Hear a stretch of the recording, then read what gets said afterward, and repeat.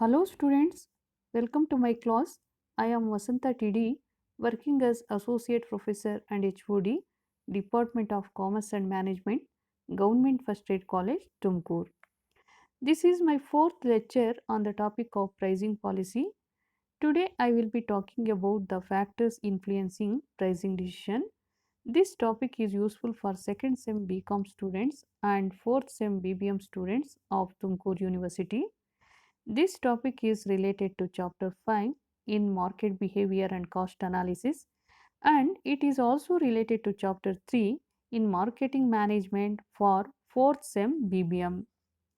Students, last class I covered meaning, considerations, objectives and various methods of pricing policy. In this video, now we will explain about the factors affecting pricing decision.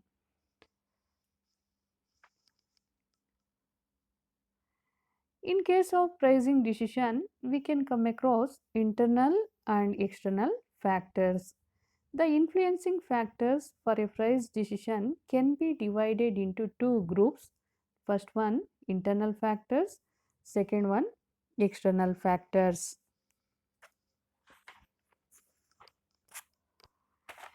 ಅಂದರೆ ಬೆಲೆಯ ಮೇಲೆ ಪ್ರಭಾವ ಬೀರುವ ಅಂಶಗಳನ್ನು ಬಾಹ್ಯ ಅಂಶಗಳು ಮತ್ತು ಆಂತರಿಕ ಅಂಶಗಳೆಂದು ಎರಡು ಪ್ರಕಾರವಾಗಿ ವಿಂಗಡಿಸಬಹುದು.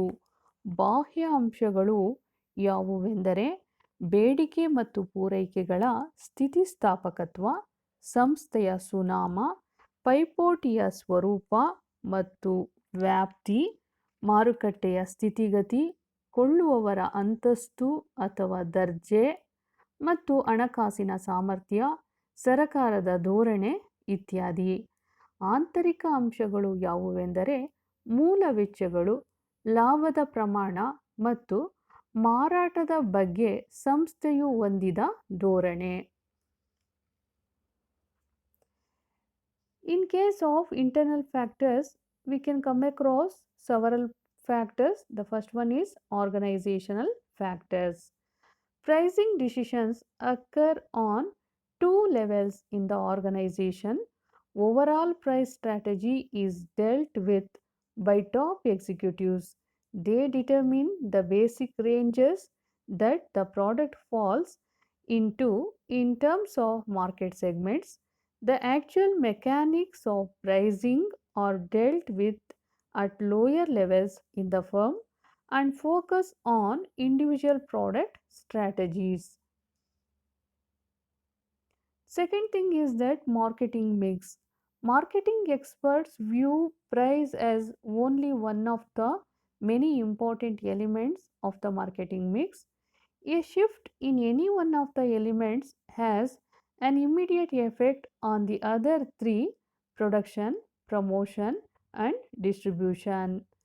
A firm that raises its price may add a more impressive looking package and may begin a new advertising campaign.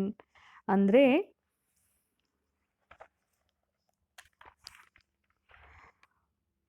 Marketing mix ಅಂದರೆ ಏನಂತ ಅರ್ಥ ಮಾಡ್ಕೋಬೇಕಾಗುತ್ತೆ. ಮಾರುಕಟ್ಟೆ ಮಿಶ್ರಣದ ಕಾರ್ಯತಂತ್ರ. ಬೆಲೆಯು ಮಾರುಕಟ್ಟೆ ಮಿಶ್ರಣದ ಪ್ರಾಮುಖ್ಯವಾದ ಅಂಶಗಳಲ್ಲಿ ಒಂದು. ಆದುದರಿಂದ ಬೆಲೆ ನೀತಿಯನ್ನು ಮಾರುಕಟ್ಟೆ ಮಿಶ್ರಣದ ಇತರ ಅಂಶಗಳಿಗೆ ಸಂಬಂಧಿಸಿದ ನೀತಿಗಳೊಂದಿಗೆ ಅಂದರೆ ಉತ್ಪನ್ನ, ಪ್ರವರ್ತನೆ ಮತ್ತು ವಿತರಣೆಯ ನೀತಿಗಳೊಂದಿಗೆ ಸಮನ್ವಯಗೊಳಿಸಬೇಕಾಗುತ್ತದೆ. ಅಂದರೆ ಬೆಲೆ ನಿರ್ಧಾರವು ಮಾರುಕಟ್ಟೆ ಮಿಶ್ರಣದ ಕಾರ್ಯತಂತ್ರದಿಂದ ಪ್ರಭಾವಿತವಾಗುತ್ತದೆ. Third one, product differentiation. ಏನು ಪ್ರಾಡಕ್ಟ್ ಡಿಫ್ರೆನ್ಷಿಯೇಷನ್ ಅಂದರೆ the price of the product also depends upon the characteristics of the product. In order to attract the customers, different characteristics are added to the product such as quality, size, color, attractive package, alternative uses, etc. ಅದರ ಅರ್ಥ ಉತ್ಪನ್ನದ ಗುಣಲಕ್ಷಣಗಳು ಅಂದರೆ ಉತ್ಪನ್ನದ ಗುಣಲಕ್ಷಣಗಳೂ ಸಹ ಸಂಸ್ಥೆಯ ಬೆಲೆ ನಿರ್ಧಾರಗಳ ಮೇಲೆ ಪ್ರಭಾವ ಬೀರುತ್ತದೆ. ಬೆಲೆ ನಿರ್ಧಾರಗಳ ಮೇಲೆ ಪ್ರಭಾವ ಬೀರುವ ಉತ್ಪನ್ನದ ಪ್ರಮುಖವಾದ ಗುಣಲಕ್ಷಣಗಳೆಂದರೆ ಉತ್ಪನ್ನದ ಸ್ವರೂಪ, ಉತ್ಪನ್ನದ ಜೀವನ ಚಕ್ರ ಹಂತ, ಉತ್ಪನ್ನಕ್ಕೆ ಪರ್ಯಾಯ ವಸ್ತುಗಳ ಲಭ್ಯತೆ, ಉತ್ಪನ್ನಕ್ಕೆ ಬೇಡಿಕೆಯನ್ನು ಮುಂದೆ ಹಾಕಬಹುದಾದ ಸಾಧ್ಯತೆ, ಉತ್ಪನ್ನದ ವೈವಿಧ್ಯೀಕರಣ ಇತ್ಯಾದಿ. Fourth point is that cost of the product. In deciding to market a product, a firm may try to decide what prices are realistic, considering current demand and competition in the market. It means the product ultimately goes to the public and their capacity to pay will fix the cost. Otherwise, product would be flapped in the market. ಅಂದರೆ ಉತ್ಪನ್ನದ ವೆಚ್ಚ, cost of the product ಅಂದರೆ ಏನಂತ ಅರ್ಥ ಮಾಡ್ಕೋಬೇಕು? ಉತ್ಪನ್ನದ ವೆಚ್ಚ ಅಂತ ಅರ್ಥ ಮಾಡ್ಕೋಬೇಕಾಗುತ್ತೆ. ಅಂದರೆ ಉತ್ಪನ್ನ ಅಥವಾ ವಸ್ತುವಿನ ವೆಚ್ಚವು ಅತ್ಯಂತ ಪ್ರಾಮುಖ್ಯವಾದ ನಿರ್ಧಾರಾತ್ಮಕ ಅಂಶಗಳಲ್ಲಿ ಒಂದು. ಸಾಮಾನ್ಯವಾಗಿ ವಸ್ತುವಿನ ಬೆಲೆಯು ಅದರ ಉತ್ಪಾದನಾ ವೆಚ್ಚಕ್ಕಿಂತ ಕಡಿಮೆ ಇರಲಾರದು.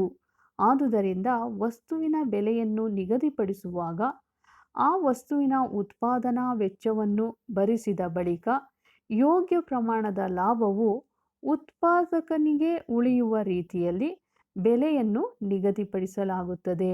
ಇಲ್ಲವಾದಲ್ಲಿ ಯಾವುದೇ ಸಂಸ್ಥೆಯು ದೀರ್ಘಕಾಲ ಬಾಳಲಾರದು.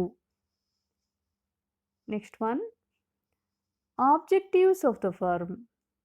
It means firms may pursue a variety of value-oriented objectives such as maximizing sales revenue, maximizing market share, maximizing customer value, minimizing customer volume, maintaining stable price, etc. ಅದರ ಅರ್ಥ ವ್ಯಾಪಾರದ ಉದ್ದೇಶಗಳು ಅಥವಾ ಸಂಸ್ಥೆಯ ಉದ್ದೇಶಗಳು ಅಂತ ಅರ್ಥ ಮಾಡ್ಕೋಬೇಕಾಗುತ್ತೆ.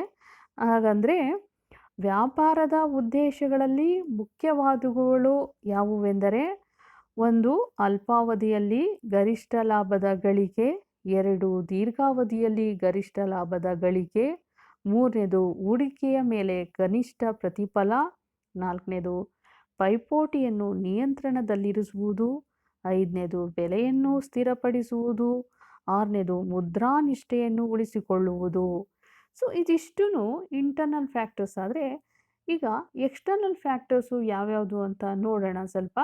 ಎಕ್ಸ್ಟರ್ನಲ್ ಫ್ಯಾಕ್ಟರ್ಸ್ ಅಲ್ಲಿ ಮೊದಲನೇದು demand. The first one is demand. It means the market demand for a product or service obviously has a big impact on pricing, since demand is affected by factors like number and size of competitors, the prospective buyers, their capacity and willingness to pay, their preference, etc. are taken into account while fixing the price. ಅಂದರೆ ಬಾಹ್ಯ ಅಂಶಗಳಲ್ಲಿ ಬರೋದು ಒಂದು demand ಅಂತ. Demand ಅಂದರೆ ಇಲ್ಲಿ ನಾವು ಯಾವುದನ್ನು ಕನ್ಸಿಡರ್ ಮಾಡಬೇಕಾಗುತ್ತೆ ಅಂದರೆ ಬೇಡಿಕೆಯ ಸ್ಥಿತಿಸ್ಥಾಪಕತ್ವ ಅಂತ. ವಸ್ತುವಿನ ಬೇಡಿಕೆಯ ಸ್ಥಿತಿಸ್ಥಾಪಕತ್ವವು ಬೆಲೆ ನಿರ್ಧಾರಗಳ ಮೇಲೆ ಪ್ರಭಾವ ಬೀರುವ ಪ್ರಾಮುಖ್ಯವಾದ ಅಂಶಗಳಲ್ಲಿ ಒಂದು. ಉದಾಹರಣೆಗೆ, ಒಂದು ವಸ್ತುವಿನ ಬೇಡಿಕೆಗೆ ಸ್ಥಿತಿಸ್ಥಾಪಕತ್ವವಿಲ್ಲದಿದ್ದರೆ ಅಥವಾ ಕಡಿಮೆ ಸ್ಥಿತಿಸ್ಥಾಪಕವಿದ್ದರೆ ಆ ವಸ್ತುವಿಗೆ ಹೆಚ್ಚಿನ ಬೆಲೆಯನ್ನು ನಿಗದಿ ಮಾಡಬಹುದು. ಇದಕ್ಕೆ ಬದಲಾಗಿ ಒಂದು ವಸ್ತುವಿನ ಬೆಲೆಯು ಭಾರೀ ಸ್ಥಿತಿಸ್ಥಾಪಕತ್ವವನ್ನು ಹೊಂದಿದ್ದರೆ ಆ ವಸ್ತುವಿನ ಬೆಲೆಯನ್ನು ಕಡಿಮೆಯಾಗಿ ನಿರ್ಧರಿಸಬೇಕಾಗುತ್ತದೆ. Next one, competition. It means it is a crucial factor in price determination. A firm can fix the price equal to or lower than that of competitors, provided the quality of the product in no case be lower than that of the competitors. ಅದರ ಅರ್ಥ ಪ್ರತಿಸ್ಪರ್ಧಿಗಳ ಬೆಲೆ ನೀತಿ ಅಂತ ಅರ್ಥ ಮಾಡ್ಕೋಬೇಕಾಗುತ್ತೆ. ಅಂದರೆ ನಾವು ಯಾವುದಕ್ಕೆ ಗಮನ ಕೊಡಬೇಕು ಅನ್ನೋದು ಇಲ್ಲಿ ತುಂಬ ಇಂಪಾರ್ಟೆಂಟ್. ಪ್ರತಿಸ್ಪರ್ಧಿಗಳು ನಿಗದಿಪಡಿಸುವ ಬೆಲೆ, ಅದೇ ರೀತಿ ಪ್ರತಿಸ್ಪರ್ಧಿಗಳು ಉಳಿಸಿಕೊಂಡು ಬರುವ ಗುಣಮಟ್ಟ ಮತ್ತು ಮಾರುಕಟ್ಟೆಯಲ್ಲಿನ ಪ್ರತಿಸ್ಪರ್ಧೆಯ ಸ್ಥಿತಿಗತಿಗಳು ಸಹ ಸಂಸ್ಥೆಯ ಬೆಲೆ ನಿರ್ಧಾರದ ಮೇಲೆ ಪ್ರಭಾವ ಬೀರುತ್ತವೆ. ಸಾಮಾನ್ಯವಾಗಿ ಒಬ್ಬ ಉತ್ಪಾದಕನು ತನ್ನ ಉತ್ಪನ್ನಗಳಿಗೆ ಬೆಲೆಗಳನ್ನು ನಿಗದಿಪಡಿಸುವಾಗ ಪ್ರತಿಸ್ಪರ್ಧಿಗಳು ನಿಗದಿಪಡಿಸಿರುವ ಬೆಲೆಗಳು ಹಾಗೂ ಪ್ರತಿಸ್ಪರ್ಧಿಗಳು ಉಳಿಸಿಕೊಂಡು ಬಂದಿರುವ ಗುಣಮಟ್ಟ ಮತ್ತು ಮಾರುಕಟ್ಟೆಯಲ್ಲಿರುವ ಸ್ಥಿತಿಗತಿಗಳನ್ನು ಪರಿಗಣಿಸುತ್ತಾರೆ. ಸಂಸ್ಥೆಯು ನಿಗದಿಪಡಿಸುವ ಬೆಲೆಯು ಪ್ರತಿಸ್ಪರ್ಧಿಗಳ ಬೆಲೆಗಳಿಗೆ ಸಮಾನವಾಗಿರಬೇಕು ಅಥವಾ ಅದಕ್ಕಿಂತ ಕಡಿಮೆ ಇರಬೇಕು. ಅದು ಪ್ರತಿಸ್ಪರ್ಧಿಗಳು ನಿಗದಿಪಡಿಸಿರುವ ಬೆಲೆಗಳಿಗಿಂತ ಹೆಚ್ಚಾಗಿ ನಿರ್ಧರಿಸಬಾರದು. Next fourth one, economic conditions ಅಂದರೆ ಏನು? The inflationary or deflationary tendency affecting pricing in recession period, the prices are reduced to a sizable extent to maintain the level of turnover. It means, on the other hand, the prices are increased in boom period to cover the increasing cost of production and distribution. Economic conditions ಅಂದರೆ ಏನಂತ ಸ್ವಲ್ಪ ನೋಡೋಣ. ಅದರರ್ಥ ದೇಶದಲ್ಲಿನ ಆರ್ಥಿಕ ಪರಿಸ್ಥಿತಿ, ಅಂದರೆ ಬೆಲೆ ನಿರ್ಧಾರಗಳು ದೇಶದಲ್ಲಿನ ಆರ್ಥಿಕ ಪರಿಸರದಿಂದಲೂ ಕೂಡ ಪ್ರಭಾವಿತವಾಗುತ್ತದೆ.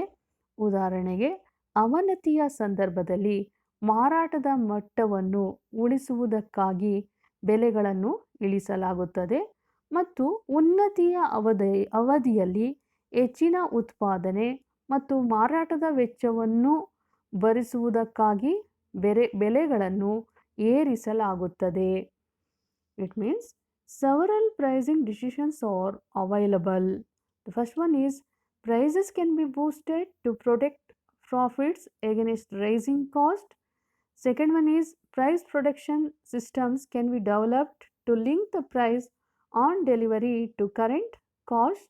Third one, emphasis can be shifted from sales volume to profit margin and cost reduction, etc. Next one, buyers. The various consumers and businesses that buy a company's products or services may have an influence in pricing decision. Their nature and behavior for the purchase of a particular product, brand or service, etc. affect pricing when their number is large. ಅಂದರೆ ಗ್ರಾಹಕ ಪ್ರಧಾನ ಆಧುನಿಕ ಮಾರುಕಟ್ಟೆಯಲ್ಲಿ ಗ್ರಾಹಕನು ಒಂದು ವಸ್ತುವಿನ ಬೆಲೆಯ ಮೇಲೆ ಪ್ರಭಾವ ಬೀರಬಲ್ಲವನಾಗಿರುತ್ತಾನೆ. ಗ್ರಾಹಕನು ವಸ್ತುವಿನ ಬೆಲೆಯು ಅದರ ಮೌಲ್ಯಕ್ಕೆ ಯೋಗ್ಯವಾಗಿದೆ ಎಂದು ಭಾವಿಸಿದರೆ ಆತನು ಆ ವಸ್ತುವನ್ನು ಕೊಳ್ಳುತ್ತಾನೆ, ಇಲ್ಲವಾದಲ್ಲಿ ಕೊಳ್ಳಲು ನಿರಾಕರಿಸುತ್ತಾನೆ. ಆದುದರಿಂದ ಗ್ರಾಹಕ ಸಂತೃಪ್ತಿಯು ಸಂಸ್ಥೆಯ ಬೆಲೆ ನಿರ್ಧಾರದ ಮೇಲೆ ಪ್ರಭಾವ ಬೀರುವ ಒಂದು ಪ್ರಮುಖವಾದ ಅಂಶವಾಗಿದೆ. ಅದರ ಜೊತೆಗೆ ಒಂದು ಸಂಸ್ಥೆಯ ಬೆಲೆ ನಿರ್ಧಾರವು ಕೊಳ್ಳುಗನ ಮನೋವಿಜ್ಞಾನ ಮತ್ತು ವರ್ತನೆಯಿಂದಲೂ ಪ್ರಭಾವಿತವಾಗುತ್ತದೆ. ಉದಾಹರಣೆಗೆ, ಭಾರೀ ಫ್ಯಾಷನ್ನ ವಸ್ತುಗಳನ್ನು ಕೊಳ್ಳುವವರು ಬೆಲೆಗೆ ಎರಡನೇ ಪ್ರಾಮುಖ್ಯತೆ ನೀಡುತ್ತಾರೆ ಮತ್ತು ಈ ಕಾರಣದಿಂದಾಗಿ ಮತ್ತು ಅಂತಹ ಸಂದರ್ಭದಲ್ಲಿ ಬೆಲೆಗಳನ್ನು ಹೆಚ್ಚಿನ ಮಟ್ಟದಲ್ಲಿ ನಿರ್ಧರಿಸಬಹುದು. ಇದೇ ರೀತಿಯಲ್ಲಿ ಕೈಗಾರಿಕಾ ಸರಕುಗಳಾದ ಯಂತ್ರ ಸಾಧನಗಳ ಕೊಳ್ಳುಗರು ಆ ವಸ್ತುವಿನ ಗುಣಮಟ್ಟ, ಬಾಳಿಕೆ ಮುಂತಾದ ವಸ್ತು ವಿಶೇಷ ಗುಣಗಳಿಗೆ ಮೊದಲು ಪ್ರಾಶಸ್ತ್ಯ ನೀಡುತ್ತಾರೆ ಮತ್ತು ಬೆಲೆಗಳಿಗೆ ಎರಡನೇ ಪ್ರಾಶಸ್ತ್ಯ ಮಾತ್ರ ಕೊಡುತ್ತಾರೆ. ಆದುದರಿಂದ ಇಲ್ಲಿಯೂ ಬೆಲೆಗಳನ್ನು ಉನ್ನತ ಮಟ್ಟದಲ್ಲಿರಿಸಬಹುದು. Next one, government. Sixth factor is that government. It means Price discretion is also affected by the price control by the government through enactment of legislation when it is thought proper to arrest the inflationary trend in price of certain products. The prices cannot be fixed higher as government keeps a close watch on pricing in the private sector. The marketers obviously can exercise substantial control over the internal factors while they have little, if any, control over the external ones.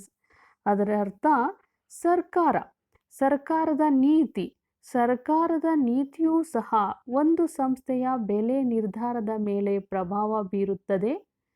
ಕೆಲವೊಮ್ಮೆ ಸರ್ಕಾರವು ಉತ್ಪನ್ನಗಳ ಬೆಲೆ ನಿಗದಿಪಡಿಸುವಿಕೆಗೆ ಸಂಬಂಧಿಸಿದಂತೆ ಸಾಮಾನ್ಯ ನೀತಿಯನ್ನು ಘೋಷಿಸಬಹುದು ಅಥವಾ ಕೆಲವು ಉತ್ಪನ್ನಗಳ ಬೆಲೆಗಳಲ್ಲಿನ ಹಣದುಬ್ಬರದ ಪ್ರವೃತ್ತಿಗಳನ್ನು ನಿಯಂತ್ರಿಸಲು ಕಾಯಿದೆಗಳನ್ನು ಜಾರಿಗೊಳಿಸಬಹುದು. ಅಂತಹ ಸಂದರ್ಭಗಳಲ್ಲಿ ಆಡಳಿತವು ತನ್ನ ಉತ್ಪನ್ನಗಳ ಬೆಲೆಗಳನ್ನು ನಿಗದಿಪಡಿಸುವಾಗ ಸರ್ಕಾರದ ನೀತಿಯನ್ನು ಬಿಗಿಯಾಗಿ ಅನುಸರಿಸಬೇಕು.